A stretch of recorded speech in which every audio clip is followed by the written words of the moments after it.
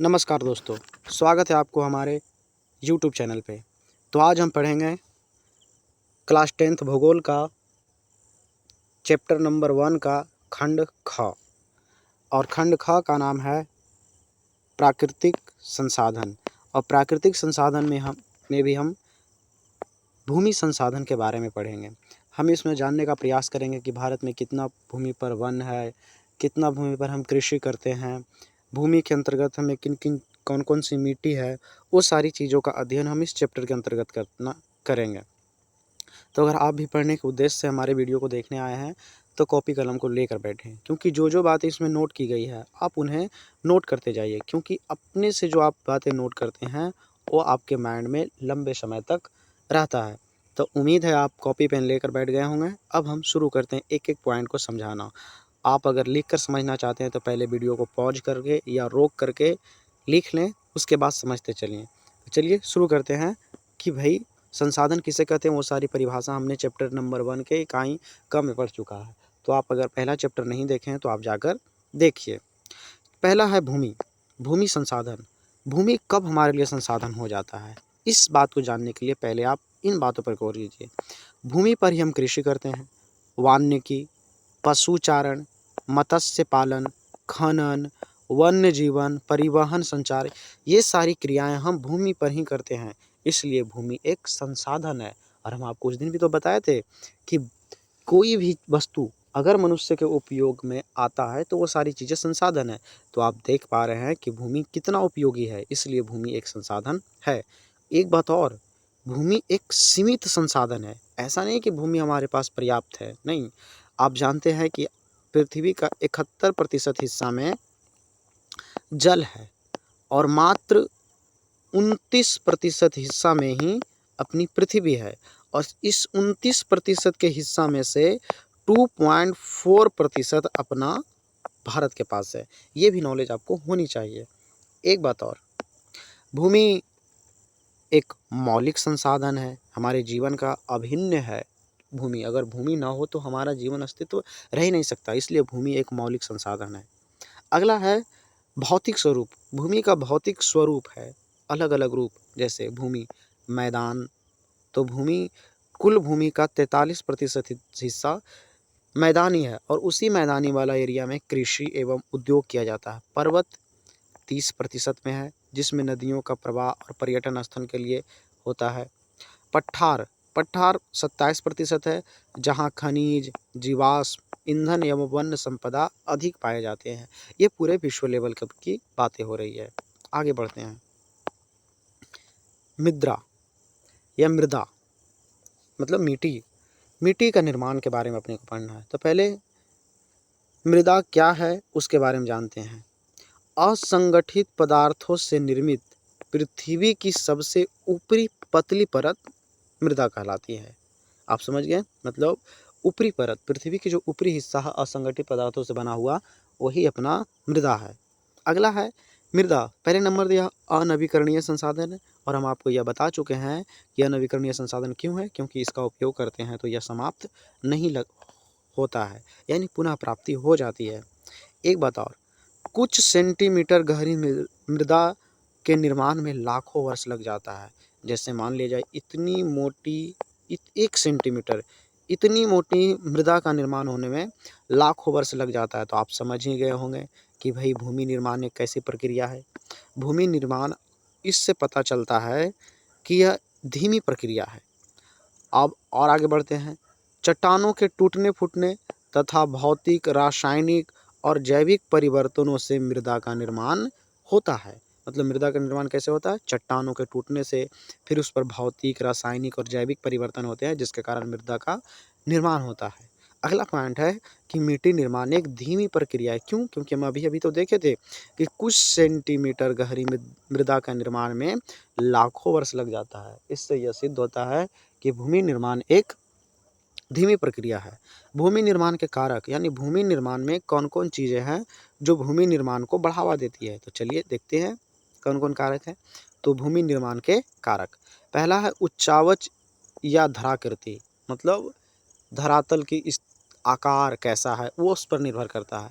मूल शैल या चट्टान, चट्टान कैसा चट्टान से टूटकर मिट्टी बन रहा है ये। जलवायु, मौसम का होना भी ज़रूरी है। वनस्पति, जैव पदार्थ, खनिज कण और सबसे बड़ी बात समय, क्योंकि समय बहुत ज़रूरी है। आप देख रहे थे कि कुछ सेंटीमीटर गहरी मृदा के निर्माण में लाखों वर्ष लग रहा था। अगला पॉइंट है मृदा निर्माण में सहयोग करने वाले कारण। कौन कौन चीज़ें हैं जो मृदा निर्माण में सहयोग करते हैं? तो तापमान भी मृदा निर्माण में अहम भूमिका निभाती है। अगला है प्रवाहित जल की प्रक्रिया, क्योंकि जल के प्रवाह से चट्टान छोटे छोटे टुकड़े में टूटता है और अंततः वह मिट्टी में बदल जाते हैं। अगला है हिमनद और अपघटन। हिमनद बर्फ़ को पिघलकर जमी पे आना, जिसके कारण रास्ते में चट्टान पड़ता है तो मिट्टी उसे तोड़कर मिट्टी में बदल देता है। अगला पॉइंट है, अगला हमने नोट पॉइंट लिखा है कि मृदा निर्माण में जैव और अजैव दोनों पदार्थ भाग लेते हैं। आप ऐसा ना समझेंगे कि जैव पदार्थ ही केवल भाग लेते हैं या केवल अजैव पदार्थ ही भाग लेते हैं, नहीं।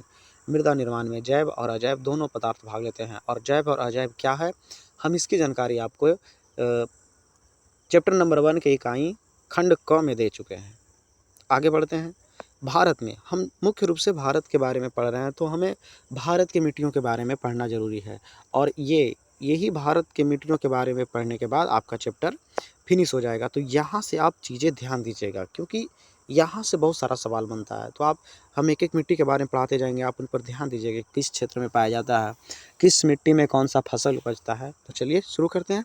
सबसे पहला, भारत में मिट्टी कितने प्रकार के हैं? भारत में मिट्टी हम आपको बता दें मुख्य रूप से 6 प्रकार के हैं। पहला, जलोढ़ मिट्टी, काली मिट्टी, लाल या पीली मिट्टी। आप ये मत समझिए कि लाल अलग मिट्टी होता है, पीली अलग मिट्टी, नहीं। लाल मिट्टी में ही पानी चल जाने की वजह से या पीली मिट्टी में तब्दील हो जाता है। अगला है लैटेराइट मिट्टी, मरुस्थलीय मिट्टी और पर्वतीय मिट्टी। तो चलिए इन सब को एक एक करके पढ़ना शुरू करते हैं। तो अगर आपको यह वीडियो पसंद आ रहा हो तो लाइक कीजिए और अपने दोस्तों में शेयर कीजिए, ताकि उससे भी कुछ सीखने को मिले। सबसे पहला है जलोढ़ मिट्टी। क्या है जलोढ़ मिट्टी? सबसे पहले नंबर तो ये जलोढ़ मिट्टी भारत के किन क्षेत्रों में पाया जाता है? तो उत्तरी भारत में। भारत के उत्तरी हिस्सा में जलोढ़ मिट्टी से मैदान निर्मित है। अगला एक पॉइंट यह हुआ। अगला है भारत, खास करके उत्तर भारत का मैदान सिंधु, गंगा और ब्रह्मपुत्र नदियों द्वारा लाए गए जलोढ़ मिट्टी के निक्षेप से बना है। मतलब उत्तरी भारत का जो मैदानी वाला हिस्सा है वह सिंधु नदी, गंगा नदी और ब्रह्मपुत्र नदी के द्वारा जो जलोढ़ मिट्टी को बहाकर लाया गया है उसके निक्षेप से बना है। तो आप समझ गए कितना उपजाऊ है उत्तर भारत का मैदान।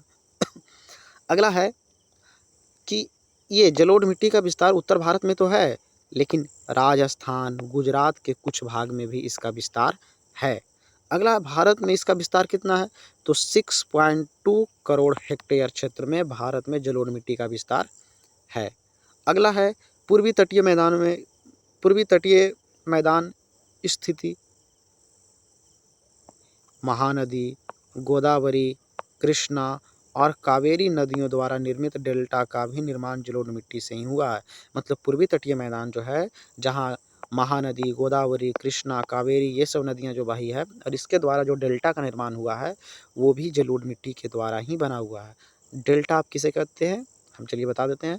जैसे मान लीजिए नदी बह रही है, नदी बहते बहते अब अपने साथ ही अपने कुछ छोटे छोटे कण या अवसाद लेके चल रही है। अब मान लीजिए एक अवसाद को यहाँ पर लाकर ये जमा कर दी, ठीक है, ये हो गया जमा।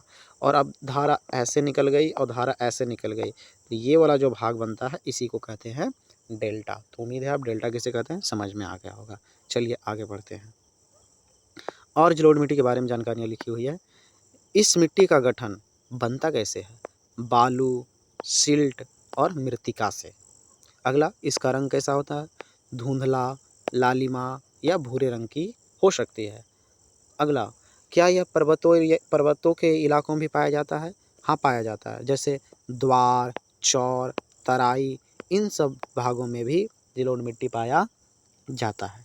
अगला इसमें है कि भाई उम्र, इस मिट्टी के उम्र यानी आयु के आधार पर 2 भागों में बांटा गया है। एक है पुरानी जलोढ़ मिट्टी और एक है नई जलोढ़ मिट्टी। पुरानी जलोढ़ मिट्टी को बांगर कहते हैं और नई जलोढ़ मिट्टी को खादर कहते हैं। पुरानी जलोढ़ मिट्टी कम उपजाऊ होती है जबकि नई जलोढ़ मिट्टी अधिक उपजाऊ होती है। चलिए आगे बढ़ते हैं। इस मिट्टी में कौन कौन से तत्व पाए जाते हैं? तो इस मिट्टी में पाए जाते हैं पोटास, फास्फोरस, चूना, ये सब चीज़ें पाई जाती है। कम कौन सा तत्व पाया जाता है भाई? तो नाइट्रोजन और जैव पदार्थ। जैव पदार्थ यानी ह्यूमस की मात्रा इसमें कम होती है और नाइट्रोजन। कौन कौन से फसल की उपज इस मिट्टी में हो जाती है? गन्ना, चावल, गेहूँ, मक्का, दलहन। एक बात और, जलोढ़ मिट्टी द्वारा मैदानी भाग का निर्माण होता है। तो आप जानते हैं कि कोई भी जनसंख्या मैदानी भाग में रहना ज़्यादा पसंद करती है, इसलिए इस मिट्टी द्वारा जिस भूमि का निर्माण होता है, इस मिट्टी पर मतलब इस स्थान पर जनसंख्या घनत्व उच्च होता है। और इस मिट्टी पर एक कृषि और होती है जिसका नाम है गहन कृषि। तो आपसे सवाल करेगा गहन कृषि किस मिट्टी में होता है? तो आप आंसर देंगे जलोढ़ मिट्टी। ठीक है, चलिए आगे बढ़ते हैं। अगला है काली मिट्टी। उम्मीद है आपको वीडियो अच्छा लग रहा होगा। अगला है काली मिट्टी। काली मिट्टी नाम से ही पता है भाई, इसका रंग काला इसलिए काली मिट्टी। इसमें कौन कौन से तत्व उपस्थित होते हैं? एल्युमिनियम हो गया और लौह अयस्क हो गया। एक बात और, काली मिट्टी में सबसे अधिक कोई फसल अच्छी होती है तो वो है कपास की फसल अच्छी होती है। इस कपास की खेती अच्छी होने के कारण इसे काली कपास मृदा के नाम से भी जाना जाता है, यानी इसका दूसरा नाम भी है। अगला है भारत में इसका विस्तार कितना है? तो 6.4 करोड़ हेक्टेयर पर इसका विस्तार है। ठीक है, इसका विस्तार कहाँ कहाँ है? तो दक्कन के लावा प्रदेश में, महाराष्ट्र में, गुजरात में, कर्नाटक में, आंध्र प्रदेश में तथा तमिलनाडु में। इसका निर्माण कैसे होता है भाई? इसका निर्माण होता है मूल शैलों एवं ज्वालामुखी बेसाल्ट लावा के विघटन से। क्या इसका दूसरा नाम भी है कोई? हाँ, काली मिट्टी का दूसरा नाम है रेगुर मिट्टी। आप हमेशा ध्यान में रखिएगा कि काली मिट्टी का दूसरा नाम क्या है? रेगुर मिट्टी। चलिए आगे बढ़ते हैं। इसकी क्या विशेषता है? इसमें नमी धारण करने की क्षमता अधिक होती है। एक बार मतलब मिट्टी में पानी डाल दिया जाए तो लंबे समय तक नमी रहती है, ये इसकी सबसे बड़ी बात है। अगला है पौष्टिक तत्व। इस मिट्टी में कौन कौन से पौष्टिक तत्व होते हैं? तो कैल्शियम कार्बोनेट, मैग्नीशियम, पोटास और चूना, ये सारी चीज़ें होते हैं। अगला सवाल है, अगला पॉइंट है कि किन किन पौष्टिक चीज़ों की कमी होती है? तो इसमें फास्फोरस की कमी होती है, मतलब काली मिट्टी में फास्फोरस बहुत कम मात्रा में होता है। अगला है शुष्क या गर्म मौसम में दरारें पड़ जाती है। इस मिट्टी में अगर शुष्क या गर्मी के मौसम के दिनों में इस मिट्टी में दरारें पड़ जाती है। बिना सिंचाई से कपास की खेती संभव है, मतलब इस मिट्टी में, काली मिट्टी में बगैर सिंचाई के भी कपास की उपज अच्छी हो जाती है। तो सोचिए भाई, कपास के लिए ये अमृत है यह मिट्टी। चलिए आगे बढ़ते हैं। अगला है लाल मिट्टी। तो चलिए देखते हैं क्या है लाल मिट्टी। लाल मिट्टी सबसे पहले जानते हैं इसका विस्तार। इसका विस्तार है तमिलनाडु, कर्नाटक, गोवा, दक्षिण पूर्व महाराष्ट्र, आंध्र प्रदेश, उड़ीसा, छोटा नागपुर पठार, मेघालय का पठार, इन सारे क्षेत्रों में हमें लाल मिट्टी का विस्तार देखने को मिलता है। पाया जाता है कहाँ भाई? तो जिस क्षेत्र में 100 सेंटीमीटर से कम वाले क्षेत्र में, इसका मतलब है कि जहाँ 100 सेंटीमीटर से कम वर्षा, यहाँ छूट गया था वर्षा, तो यहाँ आप लिख लीजिएगा कि 100 सेंटीमीटर से कम वर्षा वाले क्षेत्र में यह मिट्टी पाया जाता है। इस प्रकार की मृदा का विकास प्रायद्वीपीय पठार के पूर्वी एवं दक्षिण हिस्से के रवेदार अग्नेय चट्टानों से हुआ है। चलिए आगे बढ़ते हैं।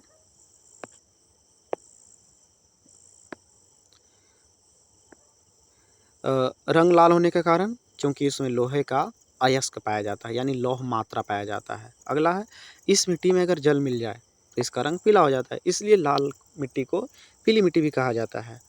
अगला पॉइंट है, यह मिट्टी बना होता है किसका? ग्रेनाइट, नीस जैसे अग्नेय चट्टानों के विघटन से बनता है।